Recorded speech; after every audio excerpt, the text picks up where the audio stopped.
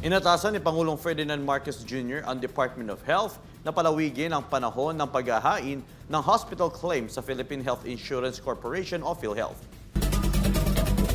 Mula 60 araw ay magiging 120 araw na ang filing period ng hospital claims upang matugunan ang mga pagkaantala sa reimbursement na naranasan ng ilang pasilidad pangkalusugan. Sinabi ni Palace Press Officer Claire Castro na ipinag-utos ni Marcos Jr. ang tinatawag na claims flexibility upang mabigyan ng mas mahabang panahon ang mga ospital sa pagkumpleto ng mga dokumentong kinakailangan ng PhilHealth. Inilabas ng Pangulo ang direktibang ito kasunod ng mga ulat na mahigit 1 bilyong pisong halaga ng return to hospital claims ang hindi pa nababayaran.